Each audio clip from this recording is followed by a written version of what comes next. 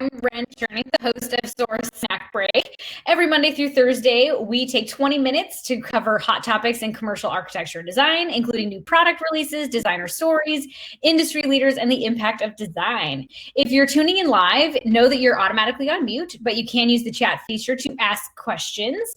You can also find a video recording on demand at tothesource.com or subscribe to the podcast on Apple or Spotify by searching Source Snack Break. So today is Tuesday, so it's Transparency Tuesday, and we are talking about the impact you can make as a designer. Today, I'm super excited. We are talking about the Declare label with Alex from the International Living Future Institute in Seattle, ILFI. Hey, how are you? I'm good. I'm really good. I just got back to Seattle, so I'm like settled in and I'm ready to chat and I'm excited to be on here. I love it. So before we start, can you tell us a little bit about your background, how you got into this, why you do it, what it means to you, and then like a little, so just tell us your whole life story like really quickly in like 2 minutes, and then also a little bit about the International Living Future Institute and what that is. Yep. Yeah, that sounds good. Yeah, born in the Bronx. Two brothers. No, my background is in biology. I come from like a family of some scientists, but I was sort of more interested in the macro rather than the micro. So I got interested in conservation and environmental science. But when I went to graduate school, I was trying to think about like how can I do sort of, something to do with the environment that is at a much bigger scale. And while I was there, I learned about the Living Building Challenge. And it was kind of the first time that architecture and that the built environment kind of excited me. Because I was like, okay, this seems like it's going way, way beyond what other building certification programs are requiring. And so there was a project that they were working on there. And I was like, I will take any part of that. Give me any part of that. I just really want to work on it. And the director of sustainability of the university at the time was like, we heard that materials are really difficult, and so maybe we want a grad student on that. So I basically started that and then fell down a rabbit hole of like materials and transparency. And I wrote my thesis on manufacturer perspectives on ingredient disclosure in the building product industry. So very, very well aligned with the job. And the International Living Future Institute, as I said, one of our flagship programs is the Living Building Challenge, which was really the first one that they came out with. But the whole organization is sort of designed around like, how do we create our buildings, our products, our systems to do more good than harm, right? Rather than sort of harm reduction. And so Living Building Challenge was, I believe it was created probably in 2006. And beyond that, right, we do a lot of education advocacy in addition to the certification. But when they created the Living Building Challenge, everyone was like, oh my God, you have to, it's structured around petals. It was like, you have to create more energy than you use, more water than you use. You have to, a lot of different requirements that also bring in beauty and equity. But materials turned out to be really tough. Yeah, so let's talk about the history of the Declare label, because it really comes out of that Living Building Challenge. So can you talk about sort of that struggle? Yeah. So really what happened at the time was they were like, everyone was sort of really starting to get a sense of like, there are things in buildings and in building products that we do not want to be using, right? Everyone sort of realized like, wow, we're spending 90% of our time indoors and we're surrounded by products of which the composition is unknown. And so the building program came out with the red list as part of it. And that's probably one of the most well-known components of it. And it was like, all right, designers, go out, avoid these, chemicals and materials in buildings. And they were like, okay, we're going to go do it. And then you call a manufacturer and you're like, do you have any of these things in here? Would you tell us what's in your product? And they're either like, we don't know, no, talk to our lawyer. So that turned out to be one of the most difficult pieces of it. And so in 2012, as you have here, right, it was released kind of as a companion tool to basically say, we need an easy way that like cuts down the amount of vetting that you have to do and the amount of outreach to figure out, does it have red list ingredients in it or not? And is a way for manufacturers to demonstrate leadership in transparency. So that's really been the purpose. And I think that it kind of now goes far beyond just the Living Building Challenge. Yeah, I love that. It's I'm going to date myself here, but when I first started in design, when we thought about sustainability, it was really about like recycled content and that kind of thing. And then I went into grad school for interior design. And when I came out, there was this thing called the red list and the declare label. And I was like, what is this magic? Like, it's a totally, like you said, it's a totally different way of framing how you think about products and how you think about the interior, from let's just do some less bad to let's pick things that are good. Yes. Giving designers a tool to do that doesn't involve like getting a master's in environmental science, which is kind of how it felt like that. And it still sometimes feels like that in trying to get this information. So yes. And making sure that the information is like readily available as well, right? Yeah. Because like, I know when I started doing that for that project before, there weren't that many products in Declare when I started. And it's like, okay, I'm going to call the number that I found online and talk to somebody who's like, no, I don't know what that program is or anything about that. So you got to go through like 8 people before you maybe find somebody who has the information. So, right. And when you're a designer, you always have no time and you have no billable hours left and your client wants things immediately. So it's like, you want to do the right thing and you got to find that balance of how can we find information quickly, make choices quickly, and then make choices with our clients quickly, because that's always the answer, is we want to make choices quickly. Yeah, exactly. Sweet. So can you tell us a little bit about like how a manufacturer gets a declare label? Yes. So it kind of depends on sort of where we start that journey, but really, because it's kind of like go online and submit your information, but really where it starts is like, you know, a lot of manufacturers sort of have their bill of materials, right? Like, here are the basic materials that are in here. And then beyond that, it's sort of figuring out how much of each of those materials is in there and really getting down to the specific chemical identifier or CAS number, right? And figuring out what is the full list of ingredients that you figure out through supplier outreach, essentially. Yeah. Present at 100 parts per million or above, which is everything that is present in the final product at 0.01% or greater. So once that list has been assembled, usually in an Excel file, then one goes on to Toxnaut is the platform that supports the creation of declare labels. And that has been a huge help in really streamlining the process, which, you know, like everything else used to be done in like PDFs and Word documents. Yeah. And so going through there, that kind of allows manufacturers to go in, submit those ingredients. It connects back to the ILFI website and submit, preview their label, and then submit to ILFI for review. And when that's done, then it's published to the Declare database, which is really the first place that if you're a Living Building Challenge project team, you're going to go, because you're like, I know that things in here comply, and it's very easy to see what complies with the Living Building Challenge. But that also feeds into all of these other tools like that you may have heard of, like Sustainable Minds and Mindful Materials. You can use it on our website at Source. Exactly. Yeah. Exactly. Sweet. Yeah. So I like that. It's sort of like, I always like to use food metaphors because we all eat food. It's kind of like looking at the nutrition label on the back of food. And there are some labels that will just say this contains flour and butter and chocolate chips. And you're like, great, it's a cookie. And then some of them will say this contains flour, which includes these ingredients, and chocolate chips, which includes these ingredients, and butter, which includes these ingredients. And so the declare label is really getting at that more specific thing of like, we don't want to know that it just includes butter.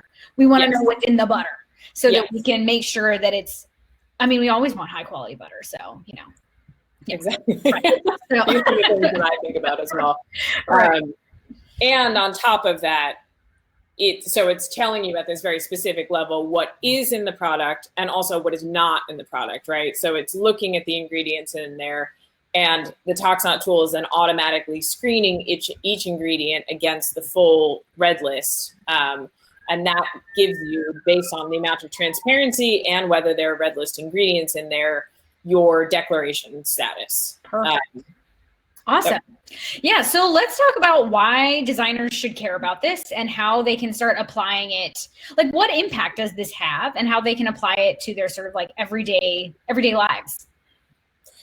Yeah, it's the huge question, right? And one of the things that I think I like best about working on this work sort of within the larger context of ILFI is that we get to do a lot of thinking about how do we really make these explicit connections between architects and specifiers and manufacturers, right? Because everyone is sort of doing what they're doing in isolation. It's not very useful. We need to make sure that we're making tools that are actually connecting and can be sort of read by both. And I think so often architects don't realize how much power they have. Like, these things just literally don't happen if you don't ask for them, right? Yeah. All of these initiatives around transparency, around red list avoidance, around sustainability, they are driven by demand, right? And so some of that is like, get the program into, obviously it's in Living Building Challenge, into LEED, in WELL, but it requires pursuit of those programs and also just generally asking the question. When you ask the question and somebody else asks the question, and somebody else asks the question, then the sustainability person at that manufacturing company, God willing they have one, gets to go to their boss and say, I've gotten so many requests about this. We need to do something. We need to respond in a certain way. And so ask the question every time, like, do you have a declare label? Do you have transparency? Does your product have red list ingredients in it? That's how it happens, essentially. Yeah. So what I'm hearing is, designers, you have the power. And even though sometimes it feels like we're all screaming into a void, keep asking, because manufacturers are listening. They want to hear that input from you as a designer. I hear that a lot from manufacturers as well, is they are hungry for information from designers about what matters to them, about how they're picking their products, about how they can respond better to what designers are looking for. And I find that clients are now asking for it as well. That this is not just designers. So designers, you have some backup. You can say your clients are asking for it too, especially if you want to talk to your clients about it. It starts to become something that's just part of the conversation, and we can sort of push the industry forward that way. Yeah, and that's been a lot of my, I've done a good bit of work with manufacturers and architects that kind of like ties together our product labels and certifications, but really thinking about how we connect different groups. And absolutely, I mean, if you ask manufacturers, it's like, well, we know architects ask for it. And if you ask architects, they're like, well, we need owners to ask for it. And it's like, we need suppliers to give us the information. Everyone is a part of that equation. And yes, absolutely. Like, having owner demand for something is the best way to make that happen. Yeah. But it takes architecture firms training their staff and having an understanding of what transparency is and why it matters, why it matters for your clients, how, like, we sort of need to be able to make the case to everyone, like, why do these things matter, right? So contractors are somewhat newer to this conversation around material health and transparency. And in many cases, because they're the first people who are actually in a building, it has the greatest impact for those who are actually installing those products, right? We think about like emissions that are coming off of products. Yeah. So we have to you have to sort of bring it home to everybody who's a part of this equation. Yeah. So when you guys were developing the declare label, one of the things I appreciated as a designer is that it's very clear in the presentation of information. So can you talk a little bit about how you designed it to how do you make this information, which feels kind of like scary science numbers sometimes, or like, I don't know what these words mean, like approachable, so the designers feel like it's something that they can actually be a part of? Was that sort of part of the conversation that you guys had? Yes. And admittedly, this happened before I was at ILFI. But there's constantly, in the evolution of a program, right? You're always trying to figure out, like, okay, we want to add this additional information, but how do we do that in a way that's not too complex? Sometimes simplicity, right, is like better. And so there's always sort of an equation that you have to carry out there. But I think that was a huge piece of it. I think the idea, right, which like I think originally came from Jason McLennan, who helped to found the organization, was we need to make sustainability wherever possible elegant and easy to understand. And so that was a huge part of the consideration in creating like the graphics of the label, right? So how do we make it, how do we use this concept of a food label or an ingredients list, right? Make that information available. But in addition to that, really make it clear through the red list status what it is that you've actually achieved, so that somebody can just like really kind of take a look at it. If you want to dig in, then you can look at the specific ingredients that are in there. And on the Declare website, there's a bit of additional information as well that actually lists the chemical identifier associated with the ingredient name, that lists the percentage of each ingredient that's available, right? And so for some people, that's the first place they're going. But I think it's about like, what are the, you know, and I'm not a designer or like a UX designer, but really what are the levels of information that one needs to know, and then providing opportunities for someone to dig in. And that for me is one of the really critical things about transparency is a word that's like used a lot, right? Mm-hmm. And through Declare, we do have a big focus on wherever possible having the actual chemical identifier be publicly disclosed, which is really hard at 100 parts per million for a minimum of 99%. But there are hazard screenings that happen and all of that, right? Hazard scores can change over time, but if you have the CAS number, tricky to disclose sometimes for manufacturers, of course, publicly, but that allows you to dig deeper and understand what's actually going on there. And so that's why we really push for not just the ingredient name and not just sort of, is it red list compliant or not, but also having that kind of backup information there. Yeah, because that way if the science evolves or we learn something new about a product, the information's already available to you as a designer or as a person. So exactly. Makes sense. Cool. So what does the future look like for Declare? Great question. Big. Yay! No, I think that I think kind of, you know, as noted here, one of the huge things that I think we're looking for is just like the future of Declare and transparency is standard, like getting to a place where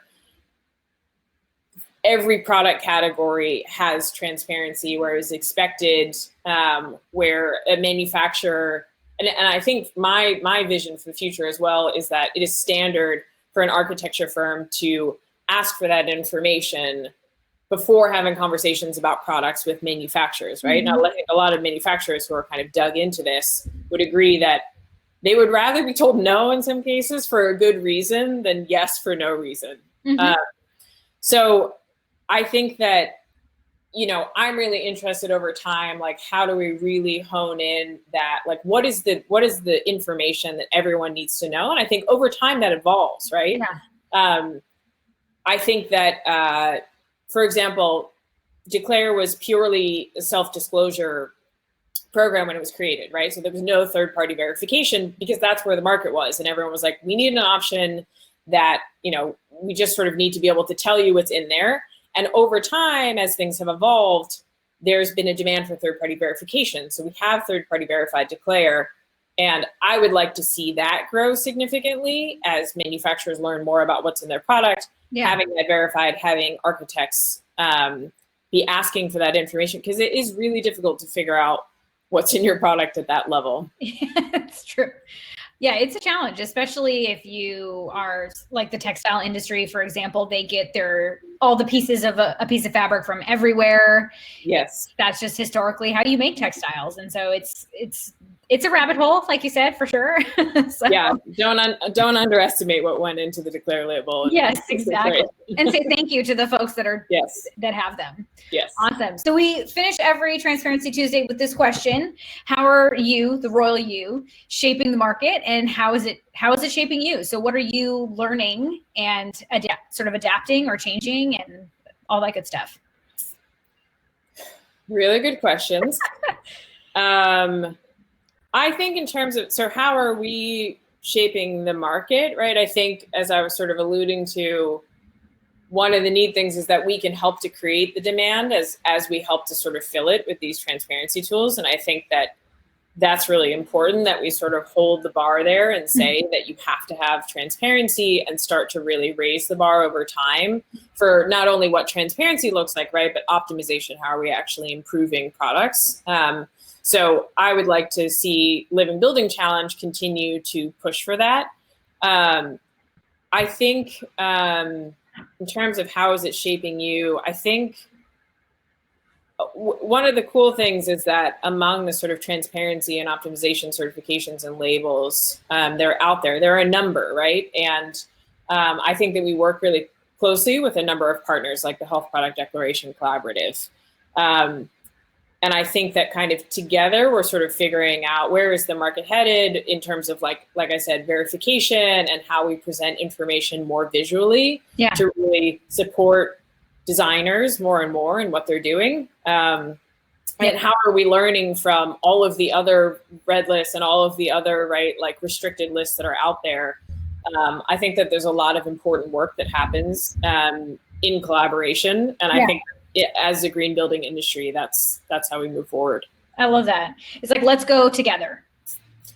Yes. Yeah, exactly. That's the motto. Like Al Gore said on that episode of 30 Rock. Let's go together quickly. Let's go quickly together. Yes, it's very important. So designers, if you are ready to go quickly together, you can find a Red List Suite product on our website immediately. We have a whole bunch, so definitely check that out. If you are tuning into the podcast, we'll throw a link into the episode description so you can do that as well. But yeah, we have a whole list of we've got declared Red List free products. We've got declared products, so you can sort by those immediately and start talking to your clients about that. If you would like to register for another snack break, you can also do that. So smash that register now button. In the meantime, Alex, this was super great. I'm really excited to learn about how designers can make an impact, know that our voices are being heard. We should keep asking, and to see what the future holds when we go quickly together. Yeah. Thank you so much. This was a blast. Awesome. And hopefully if anybody has additional questions, they'll reach out, and I'm happy to continue the conversation. Perfect. Thank you so much. We'll see you again soon. Thanks a lot. Okay, bye.